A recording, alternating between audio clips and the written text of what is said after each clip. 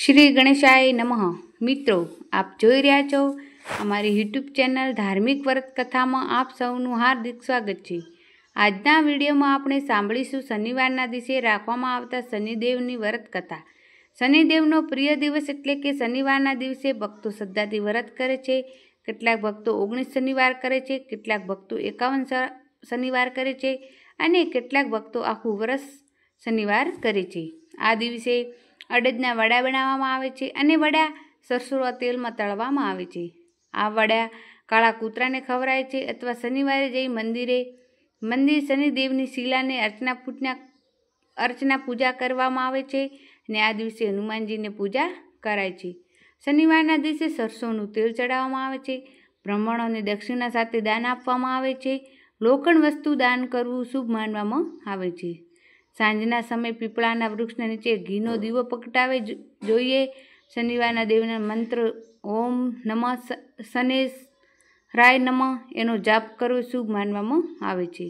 જે ભક્તો શનિવારનું વ્રત કરે છે અને શનિદેવની કથા સાંભળે છે તેના ઉપર શનિદેવની કૃપા દ્રષ્ટિ હંમેશા રહે છે। શનિદેવના સૂર્યપુત્ર તેમનું બીજું નામ છે છાયાનંદ અને કન્યા તેમના જન્મ દેખાતા છે।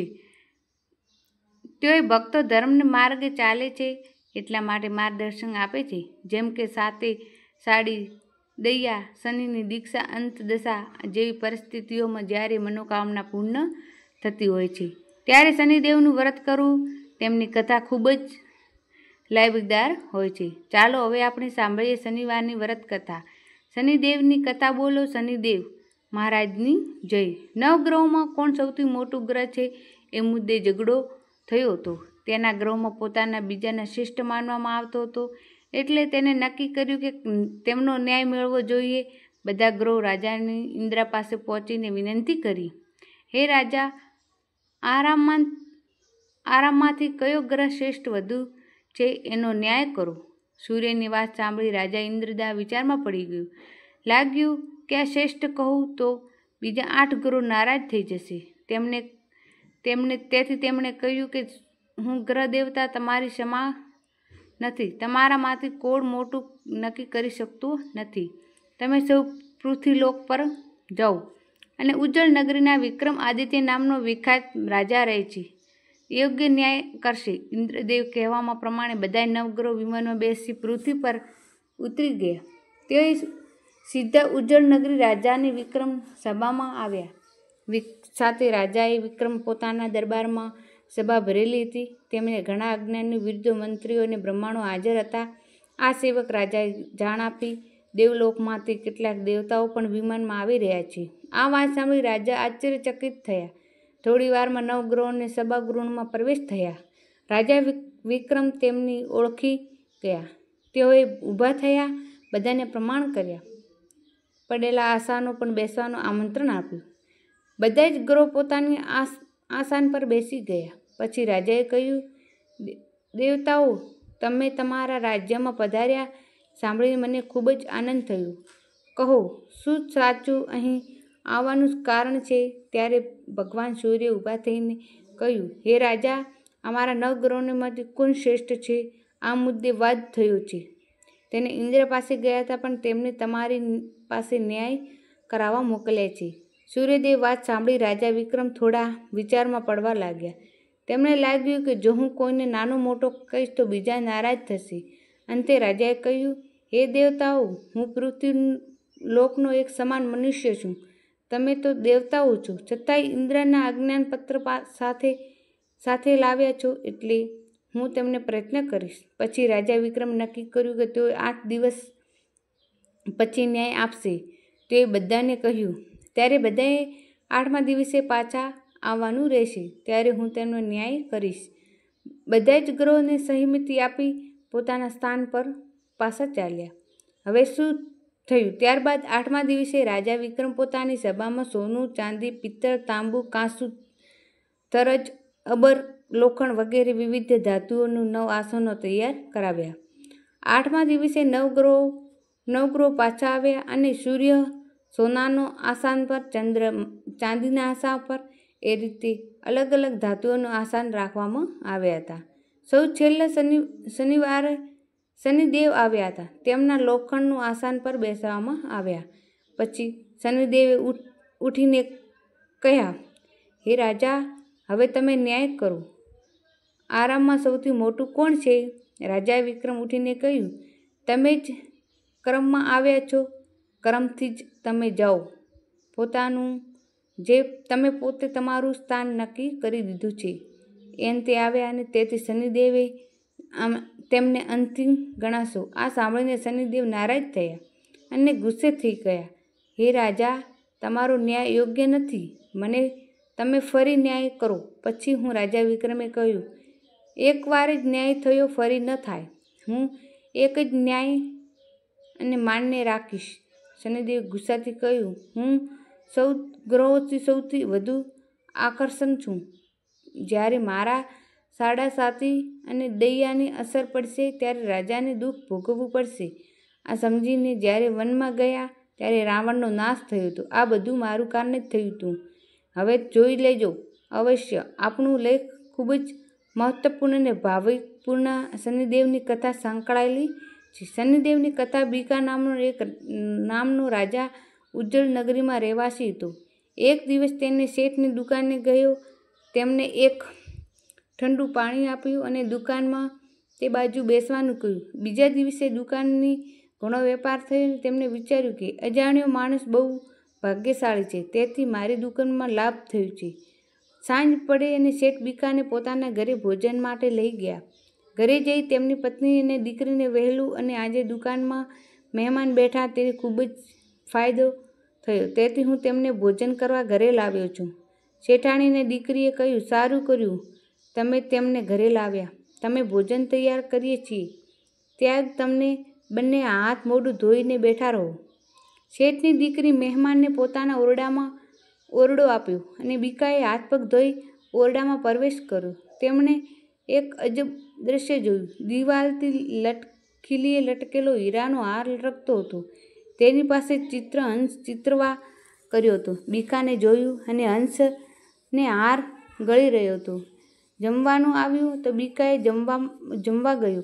ત્યારબાદ શેઠની દીકરી ઓરડામાં ગઈ તો હાર શોધવા ગઈ તો હાર ત્યાં ન હતો. નોકરીમાં પૂછ્યું તેને કોઈ કે મને ખબર નહોતી. બીકો પાછો ઓરડામાં આવ્યો ત્યારે શેઠની દીકરી તેની પાસે હાર વિશે પૂછ્યું. બીકો સમજી ગયો કે હાર તો હંસે ગળી લીધો છે. એ વાત તો કોઈને વિશ્વાસ નહીં રાખે, તેથી તેમણે કહ્યું કે લીધું, તેણે હાર જોયો નથી. શેઠની દીકરીએ બહુ જ સમજાવીને પણ હાર ન મળ્યો. પછી દીકરીએ પિતાના શેઠને વાત કરી. શેઠે પણ બીકાને વિનંતી કરી જો તો હાર લઈ લીધો હોય તો પાછો આપી દે, કારણ કે બીજો ઓરડામાં કોઈ નથી ગયું. પણ બીકો તેણે કહ્યું કે હાર લીધો નથી. અંતે શેઠે બીકાના હાથ પગ બાંધી રાજાના દરબારમાં લઈ ગયા અને રાજાએ તેમને પૂછ્યું, પણ બીકાએ નિરાશથી કર્યો અને તેમણે કહ્યું કે હાર લીધો નથી.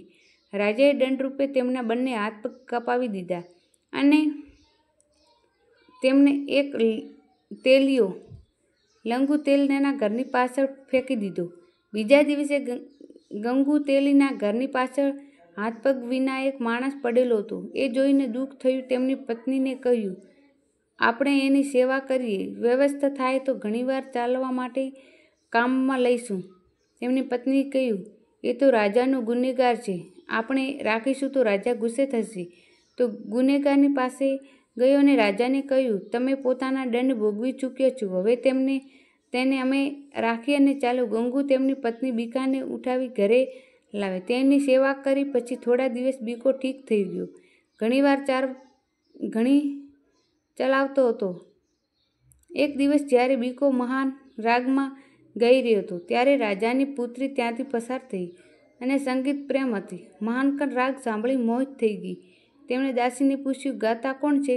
દાસીએ તપાસ કરીને કહ્યું કે તેને હાથ પગ કાપી વિના અપંગ માણસ છે, તે ઘણી ચાલવે. અને કુંવારીએ કહ્યું, હું તેને જ પતિ તરીકે પસંદ કરું. જો મારા માતા પિતા મને લગ્ન કરવાની સલામતી થઈ જાય તો હું તેને પ્રાણ ત્યાગ કરીશ.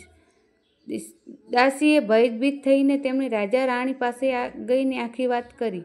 રાજા રાણી પણ આશ્ચર્ય પડી. તેમને ઘણી સજાવટ કરી, પણ રાજકુમારી ન માની. છેટે તેમણે રાજાને કહ્યું, જેમ ભાગ્યમાં લખ્યું હશે તેવું થવાનું છે. પછી રાજા ગંગુ તેલી મહેલમાં બોલાવી તેમને કહ્યું, જેમ ઘણી ચલાવતો હતો તેને અપંગ વ્યક્તિ તારી પાસે છે. તેમની સાથે મારી દીકરી લગ્ન કરવા માંગે છે. તું તેમને તૈયાર રાખવા માટે. ગંગુ ઘેરે જઈ બીકાની વાત કહીને બીકાને કહ્યું, તમે રાજાનો કહો અને 2 દિવસ પછી હું તૈયાર રહું. શનિદેવની વ્રત કથાની રાજા વિક્રમાદિત્યની મનમાં શનિદેવની પ્રાર્થના કરવા માટે લાગ્યો. હે પ્રભુ, તમે મારું અપમાન કર્યું છે અને તેમનો અફટો અનુભવ્યો છે. કૃપા કરી મને ક્ષમા કરો.